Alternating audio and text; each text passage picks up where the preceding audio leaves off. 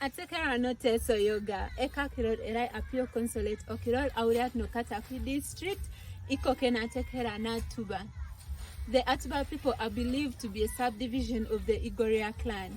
The Atuba people were artisans arasli tungalwa mishartos asomna iduk asomna ainap napuna mata palintena dukune togole simarto situnga kere. Dodekeskirol la Atuba. It's derived from this bricklaying tool, an equipment used for bricklaying, traditionally known Kwafenat Atuba. And today I am so excited, I am so filled with happiness and joy to share with you that clans in Teso. Teso majorly has 7 clans, which are the Ikaruwok, Arabonat Ikaruwok. These people were known as warriors, and they are the reason why today the Iteso occupy this large area in the eastern region of Teso.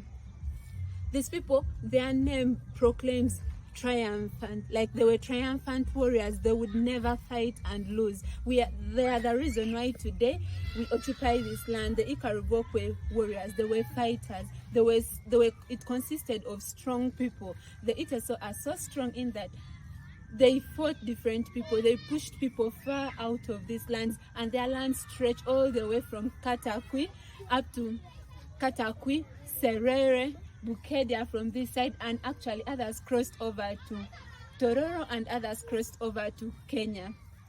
Second clan in Teso is the Irarak. The Irarak were skilled hunters and gatherers, providing sustenance for the community. And our great forefather, if you study the depth of the Iteso, our first forefather Ojuruta, he was a well-known hunter. He was a legendary hunter. So this particular group of people, the Irarak, were so good at hunting, and then also their ladies, the women that raised from this clan, they are so good at fishing, and they are also good at fruit collection. Itungalo lo muntosa tekera ni Irarak arasi tungalo apedortosi akirono amoti nyamat ikeskilo karasi tungalo apedortosi ameja dangor arasi tungalo amishartosa somna aikatagaria do pedortosa somna ara idengi kuisho ara bonatara miebe kwangen ara ikeskesa pedortosa akirono ainyam aluitungalo Teso. And the third clan in Teso is the Ikatekok.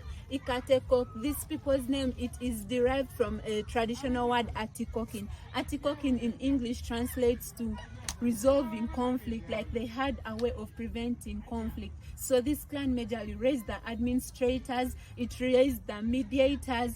Like the Iteso were such an organized group of people in that in case there were conflicts between families, conflicts between other people, they had a way, these people had this power of orature. They had a way always of talking to people, and the people would have to come together and settle their differences. This were the Ikatekok. Ikatekok were so good at mediation and administration.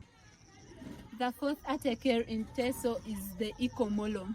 These Ikomolo people are so well known for food casting and foresight, and they originated as a result of intermarriage between the Iteso people and the Luo people. They were so good at casting food in that, and they are actually called Ikapelak. So these people would actually, if they saw your food and then maybe, I don't know how to say it, but they were not in agreement with something with you or what, and then they speak something or they do something against your food crops would actually go bad. These ones are the Ikomolo. And then the fifth clan in Teso is known as the Inomu. Inomu people, these were the traditional herbalists and the ones that basically dealt with medicinals, and they were so good at this bone massaging. They were so good at muscle, like they were so good at those things. That's why the people back in the days when used not to suffer such problems, because they had this particular group of people that was well versed with the body, and they would usually do the medicinal bit of it. These were herbalists, and that's what they are known for. Next, we have the Igoria people. The Igoria people were actually good artisans and builders, like I already told you before. And these people are believed to have copied this art, like they adopted this art of construction from the people in Egypt, because, and their clan bird is actually their clan totem. It's actually a bird known as Igoria, Igoria, and their name comes from this bird because Ekwenitlo ajoko no ikerai kedola pa kwata na edukeborele kekai. When it builds its nest is actually very pretty. It's a very nice one. That's where the Igoria get their name from. They were perfect artisans, and they were so good at building. They were so good as kwata nafuna tunuru kwa penatna. This was what they were good at. Building granaries, Iborokatalu, Nesido Pebore na Jokatar, Itungalu, Alomuntosikota Matekera, and Igoria. The next clan in Teso and the last 7 major clans. This is the Iworopom clan. This clan was so believed to have the religious people, the people that led during these rituals, Kwapenat, the child naming ritual, Araibonat, Ailelekeje Do, which is the rain ritual, and they were so good. They had this connection with our gods, Kwapenat. Edopodeke Shawok Lebakai, Nebakai Amonin, Narai, she's the god of rain. They always had a way in which they would connect with these gods, and they also prayed during the days of migration. They always asked the gods to show them a route where to pass, when to attack and when not to attack. They prayed to the gods to seek blessing in terms of food and other things. These people also worked so hard to sprinkle. They would sprinkle the Ikaruwok, which are our warriors, the protectors. They would sprinkle them with this holy water and pray for them, like with this sacred water, and pray for them. That's when now we can tell that the Iteso, with all these 7 clans combined together, the Iteso formed a cohesive unit that coexisted everyone, and these people were civilized in their own way. They had a centralized format of administration of everything, so they actually lived in harmony. These were people that encouraged harmony and hard work.